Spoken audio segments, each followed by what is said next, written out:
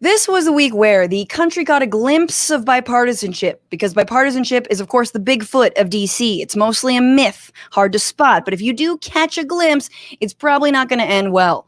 But bipartisanship happened specifically around infrastructure.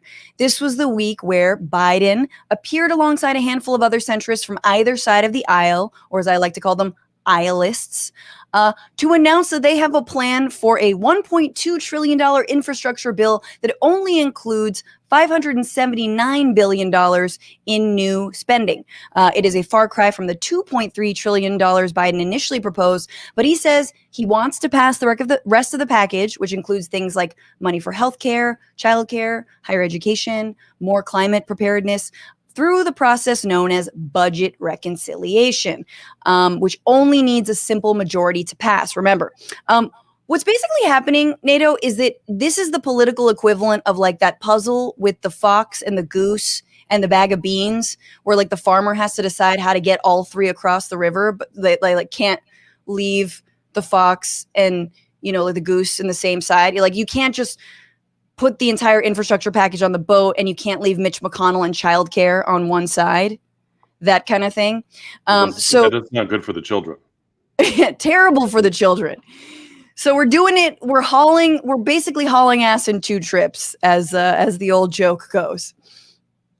The whole thing is so like, you know, the Democrats have a case of premature capitulation. Like, they keep, you know, as someone who is a professional negotiator, like, it's infuriating to watch the Democrats squander their leverage of just like bargaining against themselves to keep offering things to get Republican votes that then they don't get, and then they don't pass anything anyway. And I still don't think this is going to pass, by the way. Like, and even if it did pass, it wouldn't be good. Like, first of all, you know, that like people are like, oh, we need to pass this infrastructure bill. I understand that like we could stand to improve our infrastructure, but you know, I talk to a fair amount of people. I chat with people, and no one has ever been like, man, you know what's really bugging me? Bridge maintenance, like, you know what I mean? Like road repaving. That's the big problem that's really like harshing my vibe in this country right now. It's all so dumb. And then, but I also think that the thing about the infrastructure bill is that there's an interesting opportunity for liberals to like reckon with the limitations of our politics, because we want to do stuff about climate change, but we don't want to do it in a way that offends car owners. Like, right. You know, totally. No, they like can't pay any more for gas. Yeah, right. Not a cent more. Yeah, so it's like, yeah, we're going to do a lot about climate change, but we're also going to add 11 lanes to the freeway. So, and like, you can't.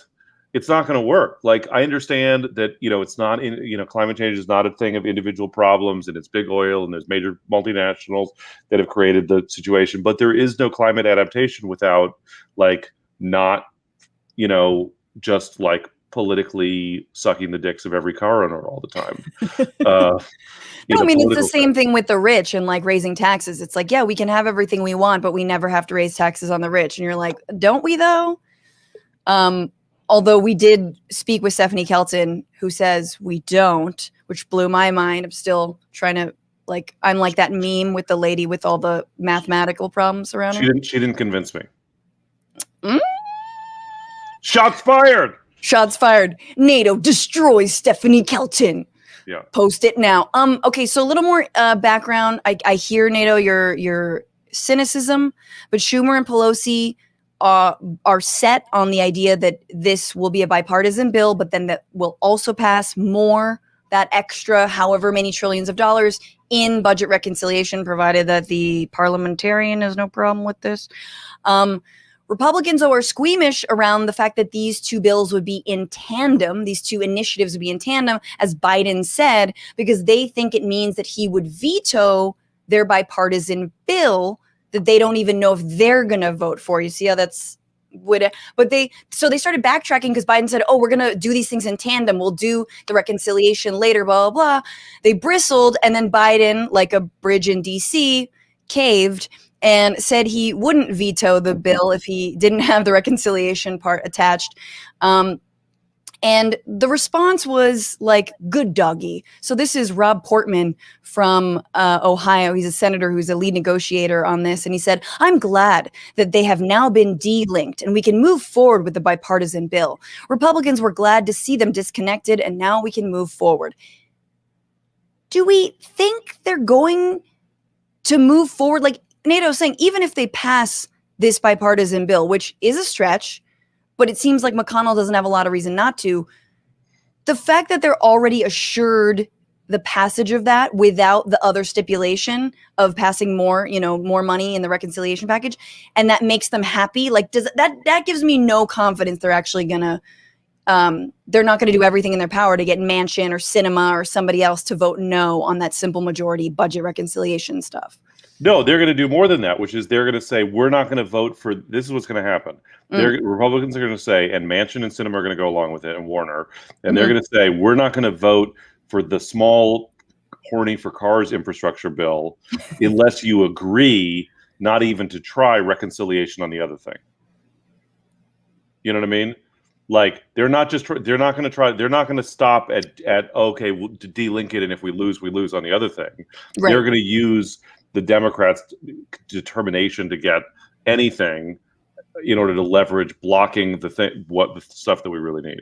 I mean, in some ways, and Pelosi's basically saying the opposite. She's like, there ain't gonna be no planned bipartisan bill if there is no reconciliation. She said ain't, and then she doubled down. She's like, I said ain't. Yeah.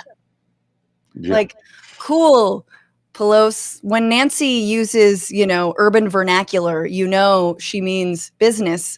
But I do feel like if it doesn't pass, it's kind of not it's terrible, but it's also like, I feel like this is one where progressives could potentially walk away from if it isn't linked to more. I don't know. I'm not that cynical to say that we shouldn't pass something. But I also know that if they do anything, they're going to hold it over. Like, see, we went along with your infrastructure. It's like, bitch, you use roads too. What's your problem? Fuck. Yeah. Bernie, by the way, wants a $6 trillion package. $6 trillion, which I'm like, hell yeah, go for it. Manchin said, of course, on reconciliation, if they think in reconciliation, I'm going to throw caution to the wind and go $5 to $6 trillion when we can only afford $1 trillion or $1.5 trillion or maybe $2 trillion or maybe 3 or maybe 4 or maybe 5 or maybe 6, then I can't be there. Manchin said. That was in an interview. So essentially he's saying, you're going to have to, as they always do, you're going to have to go down on me a few times before I'm going to vote with you. And, cut my balls. Okay, I'm done. I'm sorry. That was gross. That was disgusting and unnecessary. Hey, thanks so much for watching the Bitchuation Room podcast live stream. And while you're here, why don't you just subscribe to this channel? I promise it'll be good.